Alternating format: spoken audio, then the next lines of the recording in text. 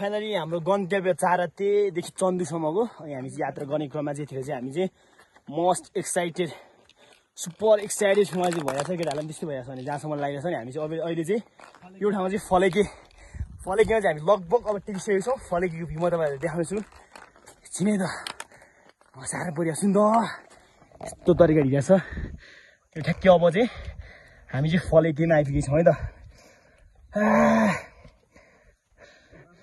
Feeling चाहिँ so much tried छ है साथीहरू बबाल। तर यो यस्तो यो भ्यूहरूले गर्दाखेरि यो डाँडाको आनन्दपन छ नि जुन यसले चाहिँ ट्राइड फनलाई चाहिँ एकदम जिरो कम्प्लिटली जिरोमा दिएको छ।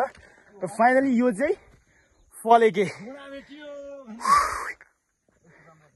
यो चाहिँ फलेके है त यस्तो दामी छ फलेकेको भ्यू। त्यहाँ हाम्रो दाई हुनुहुन्छ अर्जुन दाई दिपजल त्यहाँ लट्ठी टेक्दै हिँड्दैछ केटो गाह्रो भएर खुट्टा देखेर झन्डै रुयो त कि पर चाहिँ हाम्रो गाइडर हो है त्यो चाहिँ पर चाहिँ गाइडर गाइडर हो यो हात उचाल चाहिँ गाइडर हो म चाहिँ टुरिस्ट हो फेरि बबाल छ यार। लुक एट द फलेके भ्यू गाइज यो हुसुले यस्तो दामी दिइरहेछ भाइब अझै दामी दिइरहेछ। हामीलाई त म त खुट्टा देखेर बबाल भइरहेछ यार तर रमाइलो पनि छ नि त। साँच्चीकै गाह्रो भएछ तर पनि यो भ्यूले गर्दाखेरि चाहिँ यो ट्राइडपन चाहिँ एकदम जिरो भएछ कम्प्लिटली।